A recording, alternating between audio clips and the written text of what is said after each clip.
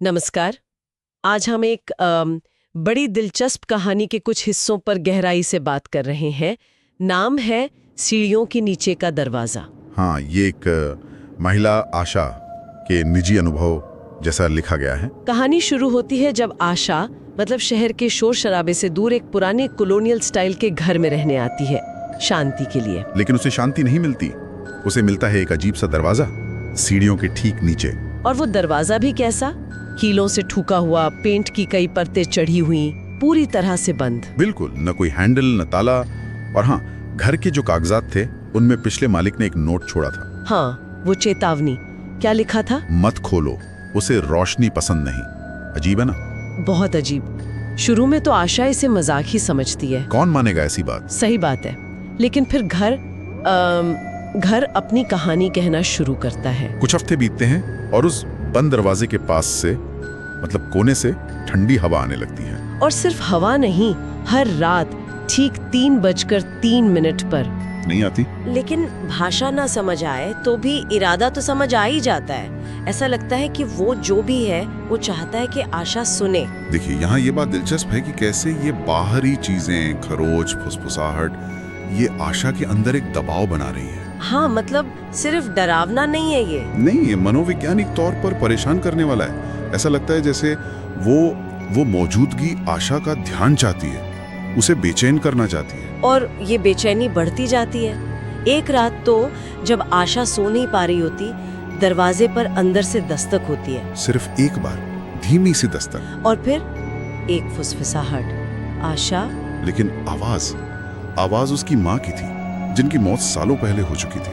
ये तो बहुत ही भयानक है। बिल्कुल, ये एक बहुत ही व्यक्तिगत गहरा हमला है। किसी गुजरे हुए अपने की आवाज का इस्तेमाल करना, ये डर और भरोसे के बीच की जो लकीर है उसे धुंधला कर देता है। हाँ, मतलब कैसे यकीन करे इंसान। और ये दिखाता है कि दरवाजे के पीछे जो भी है वो आशा की कमजोरियों को, उसकी यादों को जानता है। तो आशा डर जाती है, जाहिर है। वो कोशिश करती है बचाव की, दरवाजे के पास नमक रखती है, धूप चलाती है। हाँ, मंत्र वगैरह भी बजाती है, जो आमतौर पर लोग करते हैं ऐसी स्थितियों में। लेकिन कुछ कम नहीं करता, बल्कि हालात और बिगड़ जाते हैं। हवा और भारी महसूस होने लगती है, घर में अजीब चीजें होने लगती हैं। जैसे दीवारों पर लगी तस्वीरें उल्टी हो जाना, आईने में आशा का अक्स न दिखना। और हर रात वो फुसफुसाहट लौटाती है, लेकिन इस बार एक मांग के साथ। क्या मांग? मुझे आसमान देखने दो। ये तो बड़ा विरोधाभासी है। पहले कहा कि उसे रोशनी पसंद नहीं, और अब ये आसमान देखने दो। हाँ, ये पहेली जैसा है। और ये भी देखिए कि बचाव के जो पारंपरिक तरीके थे वो सब फेल हो गए। हाँ, नमक, धूप, मंत्र, कुछ नहीं। इससे लगता है कि ये कोई आम नकारात्मक शक्ति नहीं है। और ये मांग, मुझे आसमान देखने दो, ये शायद किसी कैद चीज की तरफ इशारा है जो बाहर निकलना चाहती है। शायद आसमान देखना सिर्फ रोशनी नहीं, बल्कि आजादी का या दुनिया को फिर से महसूस करने का प्रतीक है। कुछ गहरा मतलब हो सकता है इसका। तो आखिरकार आशा हिम्मत जुटा ही लेती है। डर भी है, जिज्ञासा भी।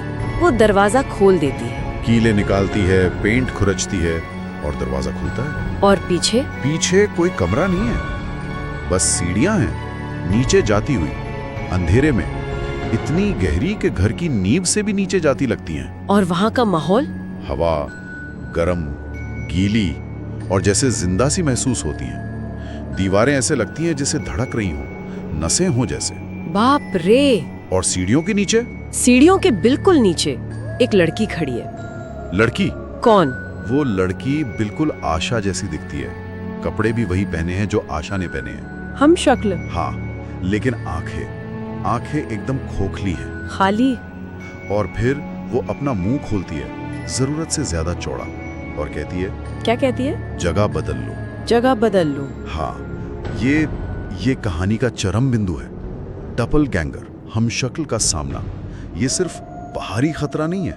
नहीं, ये तो पहचान खोने का डर है। अपने ही एक बिगड़े हुए खोखले रूप से सामना। और वो प्रस्ताव, जगह बदल लो, ये तो मतलब अस्तित्व की अदला बदली का निमंत्रण है।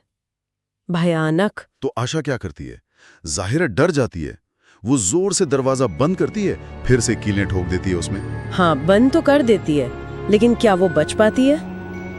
कहानी का अंत यहीं पर अनिश्चित हो जाता है। अनिश्चित क्यों? क्योंकि दरवाजा बंद होने के बाद भी वो उस लड़की की आवाज सुनती है अपने अंदर। आईने में देखती है तो, या खामोशी में? हाँ, आईने में, खामोशी में, अपने सपनों में। आशा खुद कहती है कि उसे ठीक से याद नहीं कि वो उन सीढ़ियों से कभी वापस ऊपर आई भी थी या नहीं। ओहो, तो मतलब ये कहानी कौन सुना रहा है, आशा या वो दूसरी लड़की? बिल्कुल, ये सवाल बना रहता है। क्या जगह बदल ली गई? कौन है जो ये सब बता रहा है? ये तो सच में सोचने वाली बात है। और ये हमें एक बुनियादी सवाल पर लाता है कि पहचान आखिर कितनी नाजुक चीज है।